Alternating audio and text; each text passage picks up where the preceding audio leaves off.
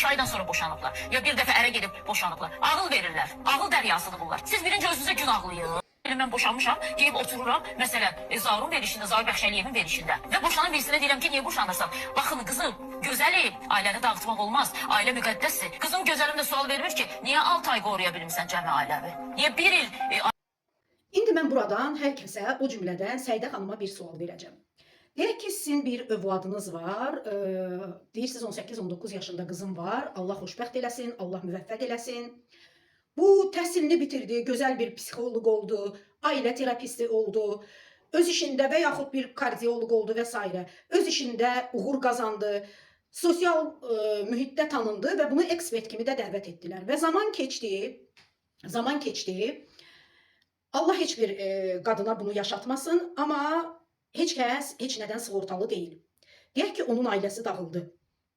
Siz indi ona nə deyəcəksiniz? Səmimi olun, deyəcəksiniz ki, qızım, artıq sənin ailən dağılıb, sən ailəni qoruya bilməmsən, sən artıq ailə terapisti kimi fəaliyyət göstərə bilməzsən, heç kimə ailə haqqında məsləhət verə bilməzsən, ekspert kimi də çalışa bilməzsən, artıq sən karyeranı sıfırdan qurmağa başla, nə bilim, təhsilini dəyiş və s. Beləmi deyəcəksiniz? Bildiyimiz kimi xanım Sevinç Hüseynova da, yanılmıramsa, onu da bu qalmaqallarda tanıdım mən açığı.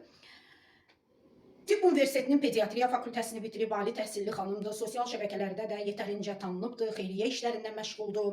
Öncəliklə Azərbaycan Respublikasının konstitusiyasında, o cümlədən Əmək Məcəlləsində, o cümlədən digər qanunvericiliklərdə insanın ailə həyatının uğurlu, hətta çox uğurlu olması və yaxud da uğursuz olması onun peşə fəaliyyətinə nə məhdudiyyət qoya bilər, nə də ki, digərlərindən fərqləndirə bilər. Sizin deməyinizdən belə çıxır ki, uşağı olmayan bir adam, uşaq psixoloqu və yaxud bağça müəlliməsi və yaxud pediatr işləyə bilməz və yaxud onkoloq əgər xərçəng xəstəliyinə tutulmayıbsa, o zaman onkoloq kimi fəaliyyət göstərə bilməz. Yəni, bu absurd fikirdir. İkinci mövzuya gəlirik. Səidə xanım, siz insanların ideyasını və yaxud orada ekspert kimi çalışarkən verdiyi rəyləri tənqid edə bilərsiniz. Amma insanın şəxsi həyatını onun peşəsinə aid edə bilməzsiniz. Siz onun şəxsi həyatını müzakirə edə bilərsiniz, amma mikrofonda yox. Siz onu evinizdə, mətbəxdə, qonşu qadınlarla çay süfrəsində müzakirə etmək istəyirsinizsə, edə bilərsiniz. Amma bunu mikrofon vasitəsilə və kütlənin qarşısında edə bilməzsiniz. Siz insanların şəxsi həyatına, belə deyək, bir külək kimi ötüb keçirsiniz şəxsi həyatının içindən və o adamı provokasiya edirsiniz.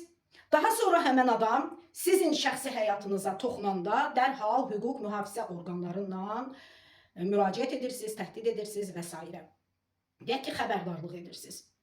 O vaxtı bir dəb halını almışdı. Bunu yanılmıramsa ya Komedixanaydı, ya Şahin Hazır Cavablar Klubuydu, işıqlandırmışdı hətta bu mövzunu. Sürücü gedir, yol boşdur, heç bir piyada yoxdur, gecə vaxtıdır, sürür və hardansa birdən bir piyada çıxır. Özünü atır maşının altına, maşın onu vurur və dərhal polis, hüquq mühafizə orqanları və s. İndi bu sürücü özünü öldürsün ki, ay balam, mən düz yolumdan gedirdim, heç bir piyada yox idi, hardan çıxdı bilmədim, mən də onu vurdum da, yəni ayağımı əyləcə basa bilmədim, vurdum.